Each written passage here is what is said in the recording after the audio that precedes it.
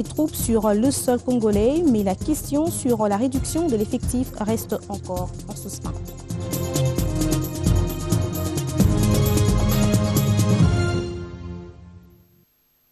Le point sur l'actualité, Madame, Messieurs, bienvenue à tous. Les troupes onusiennes resteront bel et bien en mission en RDC. Ainsi, on a décidé ce mercredi le Conseil de sécurité de l'ONU. Cependant, la volonté du gouvernement de réduire ses effectifs n'est pas encore adoptée. Le Conseil de sécurité se dit prêt à revoir son effectif à la seule condition que des progrès importants soient réalisés sur le terrain. Je vous propose de suivre le porte-parole de la mission onusienne, Félix Prosper-Basse. Le Conseil de sécurité allait renouveler le mandat de la MONUSCO qui arrive à terme à la fin de ce mois de mars. Évidemment, c'est dans ce cadre-là que le représentant spécial du secrétaire général des Nations Unies, M. Maman Sambo Sidikou, et ainsi que M. Raymond Tchibanda, le ministre des Affaires étrangères de la République démocratique du Congo, ont été devant le Conseil de sécurité des Nations Unies le mercredi 23 mars 2016 pour présenter chacun son rapport et formuler des recommandations au Conseil de sécurité qui a la latitude décisionnelle d'une telle procédure. Alors, oui, tous deux ont fait leur présentation. Maintenant, il revient au Conseil de sécurité des Nations Unies de décider en toute souveraineté, car c'est une prérogative qui leur est dévolue. Alors, si le mandat n'est pas, si la proposition congolaise n'est pas prise, si, c'est assez compliqué pour le moment. Ce que je peux vous dire tout simplement, c'est que la MONUSCO et les autorités congolaises sont engagées dans un partenariat, dans des échanges qui sont fructueux et se sont engagés dans le cadre d'un dialogue stratégique à voir comment mettre en place les mécanismes essentiels pour que le retrait de la force de la MONUSCO ou le retrait de la mission de manière très globale puisse se faire de manière progressive, de manière graduelle, de manière ordonnée. Élection de gouverneurs et vice-gouverneurs des nouvelles provinces. Les urnes ont livré leurs secrets dans le Nord Ubangi. Après un second tour organisé par la CENI, Marie-Thérèse Guérimbo Yazalo est élue gouverneur de la province et Bosco Bonsomi est vice-gouverneur. Un second tour qui a pu départager la majorité présidentielle du MLC suite à la mise en ballottage de la seule femme candidate qui avait obtenu 9 voix contre André Kapalata qui lui avait obtenu 8. Écoutons le président de la Commission électorale nationale indépendante. Après débat et délibération en assemblée plénière, décide, article 1er, les résultats provisoires du deuxième tour de l'élection des gouverneurs et vice-gouverneurs de la province du Nord Ubangi se présentent comme suit.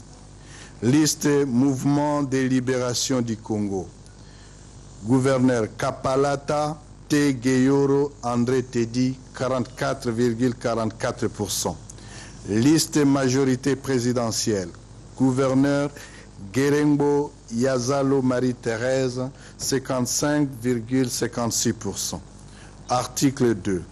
Sont élus au titre de gouverneurs et de vice-gouverneurs de la province du Nord Ubangi, Madame Guérimbo Yazalo Marie-Thérèse et Messieurs Bosomi Mokbami Jean Bosco. Et cette élection revoit à la hausse le nombre des provinces remportées par la majorité présidentielle qui passe de 14 à 15. Avec cette nouvelle élection, le quota de la gente féminine augmente. Aux 5 vice-gouverneurs élus s'ajoute Marie-Thérèse Guérimbo comme gouverneur. Cependant, la représentativité féminine reste toujours insignifiante. Sur les 21 provinces, on ne retrouve qu'une seule femme au poste de gouverneur et 5 au poste de vice-gouverneur. Et puis, sachez qu'une délégation du Parti socialiste belge a échangé ce mercredi avec le président de la Commission électorale nationale indépendante, accompagné de quelques membres du bureau. Les discussions étaient axées sur l'évolution du processus électoral. Un échange fructueux qui a permis à la délégation belge de se faire une idée nette sur l'évolution du cycle électoral. 2016, année de grands enjeux électoraux pour la République démocratique du Congo. Au cœur de l'actualité du pays, le processus électoral retient de plus en plus l'attention. Ce mercredi, une délégation du Parti socialiste belge a échangé avec le président de la Commission électorale nationale indépendante, accompagné de quelques membres du bureau. Les discussions ont tourné autour de l'évolution du cycle électoral. Au sortir, la délégation rassure avoir été éclairée. Nous avons pu poser toutes les questions sur la façon dont se déroule actuellement ce processus. Et on a eu une discussion franche et sincère, c'est ce qui est important pour nous. La RDC est un partenaire privilégié et nous espérons qu'elle restera et que nos relations seront toujours dans ce même état d'esprit. Ces délégations belges étaient conduites par le député socialiste Stéphane Kriznier. Et puis, sachez que Moïse Katumbi, désigné candidat président par les membres du G7 à l'élection présidentielle de novembre prochain à l'unanimité. La décision a été prise lors de la clôture du conclave tenu à Kinshasa par le bureau politique de cette plateforme qui regroupe des partis politiques de l'opposition.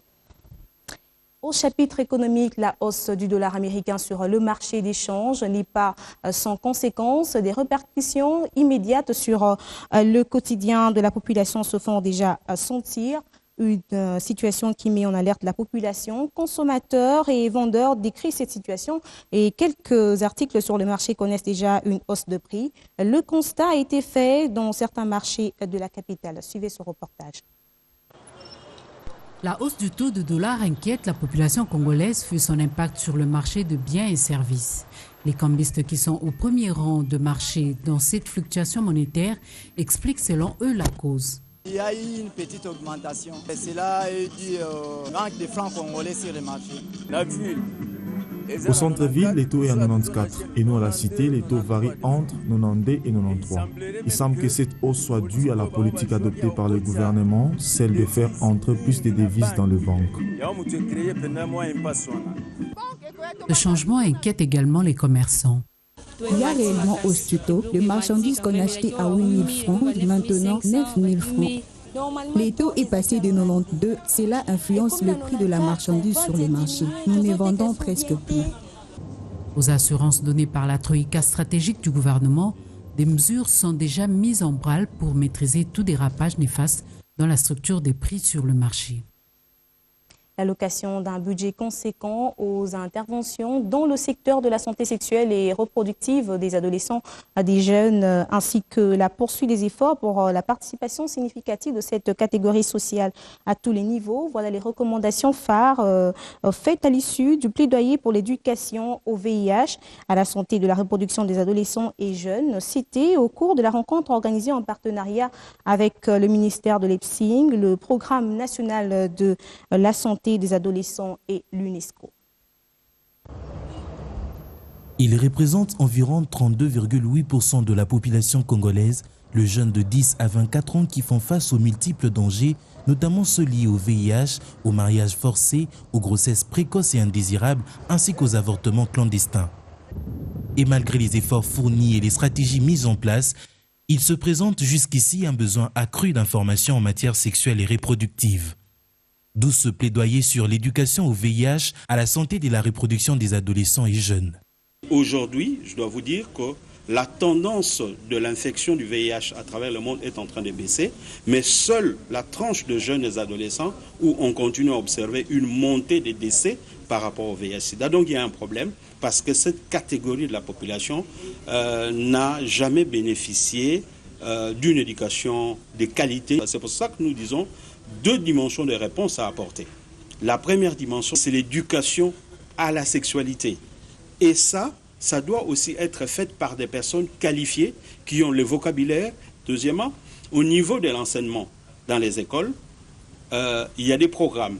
Mais les enseignants qui, au cours de leur formation aussi, ont manqué une partie de cette formation, sont en difficulté.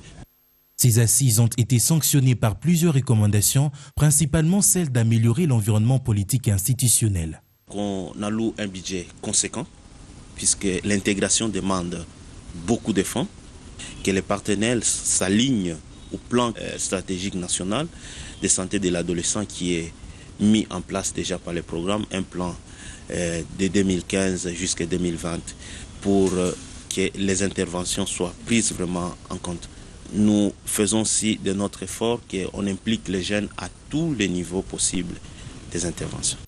Déterminé à promouvoir une vie sexuelle satisfaisante en toute sécurité, le ministère de l'EPSINC, le Programme national de santé des adolescents et l'UNESCO s'engagent à prendre en considération les recommandations faites à l'issue de cette rencontre. Un plaidoyer organisé également en marge de la Journée mondiale de lutte contre le sida. Infrastructure, en 2015, l'RDC avait entamé des discussions avec le Fonds monétaire international pour un appui budgétaire. Les domaines clés devant jouir de cet accord sont essentiellement regroupés dans le programme de modernisation des infrastructures. En réponse à cette requête, une mission du FMI se trouve actuellement à Kinshasa pour échanger avec le ministre des Infrastructures, Travaux publics, Fridolin Kaswichi. La délégation, conduite par un économiste principal au département des finances publiques du Fonds monétaire international, s'est principalement intéressée à la stratégie d'intervention du ministère des Travaux publics de la RDC, comment cette stratégie est reflétée au niveau de l'allocation des ressources sur le budget et enfin, comment les projets sont sélectionnés pour faire partie de ceux qui peuvent être financés ou non.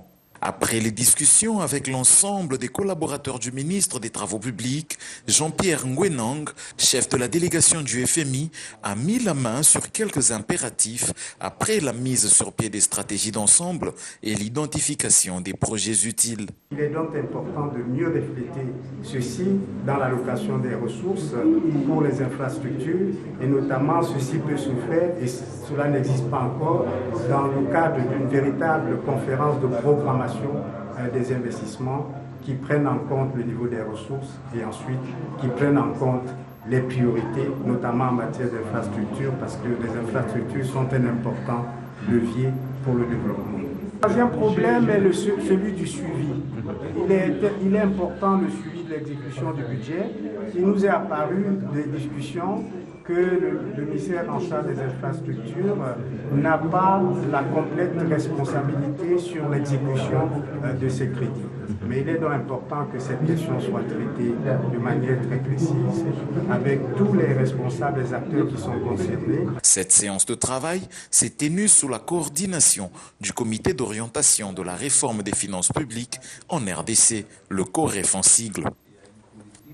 La compagnie d'aviation Congo Airways augmente sa flotte aérienne. Les autorités de cette compagnie ont annoncé l'acquisition de 2 bombardiers Dash 8, 9400 de marque canadienne, fabriqués en 2010. Ces engins, qui ont une capacité de 720 passagers à bord, vont desservir les lignes domestiques de moins de 2 heures. L'achat a coûté environ 30 millions de dollars. Je propose d'écouter Michel Kinongozi, directeur général de cette compagnie. Congo Airways vient d'acquérir un 3e aéronef. Il y en a d'autres qui vont aussi venir, mais là, c'est le premier de la série. Il devait arriver aujourd'hui, mais comme il a quitté Addis Abeba un peu tard, il va arriver demain parce qu'il ferait escale à Bujumbura. Cet avion de marque Bombardier Dash 8 Q400 de marque canadienne peut prendre jusqu'à 70 passagers. Nous sommes en train d'ouvrir l'escale de Mbandaka. Nous allons ouvrir Gemena. Et ces avions Q400 vont nous aider effectivement à faire ces lignes-là, ces vols moins de 2 heures, de manière à nous aider à rentabiliser notre exploitation. Rôle et responsabilités des journalistes dans l'accompagnement des organisations de la société civile dans l'éducation civique. Voilà le thème de l'atelier de formation des professionnels des médias organisé ce mardi au centre Liloba dans la commune de Lemba. Cette formation s'inscrit dans le cadre du projet de la nouvelle société civile congolaise en partenariat avec l'Union européenne. Cette formation a eu pour but d'outiller les journalistes de notions essentielles sur l'accompagnement électoral. Il s'agit de l'accompagnement des organisations citoyennes locales des provinces de Kinshasa, Congo central et l'ex-Bandundu dans leur rôle d'éducation civique et électorale. Il ne faut pas attendre les dernières jours pour préparer la population. Il faut préparer la population maintenant. Tôt ou tard, les élections seront là. Il faut commencer à préparer la population. On ne peut pas le faire sans cette synergie stratégique organisation de la société civile et journalistes. C'est dans ce contexte que s'inscrit la formation de ce jour pour les journalistes de Kinshasa. Le traitement de l'information électorale était par ailleurs évoqué et les fondamentaux du métier rappelés aux journalistes. Nous avons estimé que c'était nécessaire, en période électorale, de rappeler aux journalistes ce que sont nos règles du métier, puisque le traitement de l'information électorale est un traitement particulier. L'information électorale, c'est une information très sensible, car on est en face de compétiteurs qui sont capables de tout. Les médias sélectionnés vont contribuer à cette sensibilisation en diffusant les émissions et tribunes d'expression populaire qui seront organisées au sujet du processus électoral congolais. La lutte contre les conflits fonciers en RDC, la politique de la réforme se poursuit, voilà qui justifie une réunion tenue ce mercredi par le ministre de tutelle et les partenaires techniques en la matière. Il était question de faire un état des lieux de la réforme foncière en République démocratique du Congo. Suite à une certaine anarchie qui règne dans le secteur foncier en RDC, une profonde réforme s'avère nécessaire. Pour le faire, le gouvernement congolais, à travers le ministère des Affaires foncières, montre déjà des stratégies qui devraient s'appliquer sur l'ensemble du pays. Le ministre de tutelle, accompagné de ses collègues membres du gouvernement et les partenaires techniques et financiers, se sont retrouvés en réunion du comité de pilotage de la Commission nationale de la réforme foncière. Ici, il était question de faire un état des lieux et tirer les leçons des enjeux et analyser l'approbation du programme sectoriel des activités de la réforme. La réunion qui vient de se tenir tout à l'heure a approuvé les différents projets de texte qu'on lui a soumis, parce qu'en dehors du décret du Premier ministre, il est prévu que les autres organes devraient aussi être régis par des textes, et en l'occurrence les arrêtés. Et il y a eu 4 projets d'arrêtés qui ont été soumis aux membres du comité de pilotage, qui les ont examinés et approuvés, mais aussi approuvé également le programme d'activité semestrielle. Et pour cela, on a beaucoup plus insisté sur la mise en place d'une stratégie nationale de communication. Au cours de cette rencontre, ils ont aussi évoqué la problématique des conflits fonciers qui caractérisent le pays depuis des années. À ce sujet, le ministre de tutelle a souligné que la terre doit nous unir et non nous diviser, nous enrichir et non nous appauvrir. Suspendu mardi soir par un arrêté du gouverneur de la province, le Mwami Boutiti Jean Bosco de la chefferie de Bukumu en territoire de Nyiragongo s'est échappé en direction de Rwanda avec 2 éléments de la police commis à sa garde ce mercredi, où certains jeunes de cette province en connivence avec ce dernier sont descendus dans les rues de Mounigi, situées à 10 km du centre-ville de Goma, mais vite maîtrisés par la police. Patrick Sialora. Sécurité renforcée autour du bureau du Mwami de la chefferie de Bukumu ce mercredi matin, au lendemain de sa suspension par l'autorité provinciale. Seule, la police avait accès à ces bâtiments. Ici, depuis le matin, le jeune soutenant le Mwami Boutiti, muni de bâtons et autres armes blanches, ont manifesté pour protester contre la mesure du gouverneur des provinces, pendant que la police était déployée pour aller réduire le nombre de policiers commis à la garde du Mwami Boutiti. Dans la foulée, le Mwami, dans son retranchement à la colline Bouimba, résiste et parvient à fuir vers le Rwanda avec 2 policiers congolais. 2 jeunes arrêtés dans cette manifestation ont été présentés à la presse par la police qui en a profité pour donner des éclaircissements quant aux rumeurs faisant état du mandat d'arrêt lancé contre les Mwami Boutiti après sa suspension par le gouverneur des provinces. L'ordre était donné de récupérer certains policiers. L'information qui était en notre possession faisait état des gens qui avaient les armes. Il y a même un ancien du M23 qui a tiré sur nos policiers ici en face du bureau de Mwami, et il a pris la tangente dans la brousse. Et parmi ces policiers, la présence de la police à la résidence de Mwami était pour aller faire voir aux responsables, donc à M. Boutiti, de rester avec 2 policiers et de nous retourner et 4 qu'on devrait récupérer. Mais parmi ces policiers, il y a 2 qui n'ont pas voulu obéir aux ordres de leur chef qui est à mes côtés. Et ils ont tenté même de tirer sur leur chef. Et ils ont pris la tangente ensemble avec avec Mwami, personne n'a eu l'ordre d'arrêter les chefs. Les chefs étaient suspendus. C'est une mesure administrative. Et cette mesure, si Mwami se voit touché dans ses droits, il y a une procédure. Et la seule procédure, c'est le recours. Notons que le Mwami Boutiti a été suspendu pour insubordination, utilisation de certains éléments de la police à des fins privées, insoumission et autres usages abusifs. Toujours dans la même province, la compagnie minière Twangiza Mining a célébré la fête de Pâques avec des centaines de familles de chefferies de Luinja, Burini et Kaziba dans les territoires de Mwenga et Walungu dans la province du Sud Kivu. Plus de 100 vaches et une enveloppe de 70 000 $ ont été remis aux habitants de ces chefferies grâce aux cotisations des membres de cette société minière. Une vache laitière et une enveloppe de 100 $ américains remis à chaque famille de chefferie de Luinja, Burini et Kaziba dans la province du Sud Kivu pour célébrer la fête de Pâques. Au total, 100 vaches ont été distribuées grâce aux cotisations de près de 700 agents de Twangiza Mining, compagnie minière œuvrant au Sud Kivu. Le programme intitulé Main de compassion a eu lieu à la résidence du Mwami de Luinja en présence de quelques députés provinciaux élus de Bukavu, de Mwenga et de Walungu. Le directeur de cette société minière justifie ce geste par la simple volonté des agents de partager avec ceux qui manquent, comme le recommande le Christ. Quand on l'a établi, nous sommes venus ici en ce jour parce que les travailleurs de Twangiza cotisent chaque mois un certain montant de leur salaire et nous mettons cet argent dans un fonds qu'on appelle le Hand of Compassion. Avec ça, ça nous permet d'avoir assez d'argent pour pouvoir venir faire des œuvres comme celle-ci.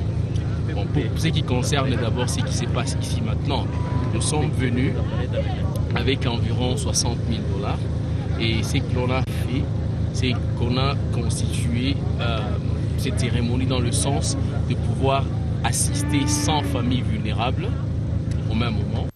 Au nom de tous les bénéficiaires, le président de l'Assemblée provinciale du Sud Kivu, Émile Baleke, a remercié les agents de Twangiza Mining pour leur générosité.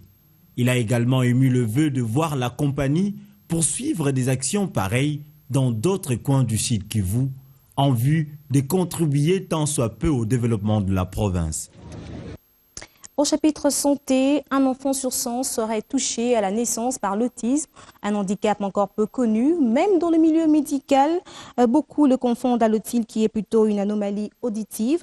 En marge de la journée mondiale de la sensibilisation sur l'autisme qui se tiendra le 2 avril prochain, nous vous proposerons une série de reportages sur ce problème de santé que certains rattacheraient à la métaphysique.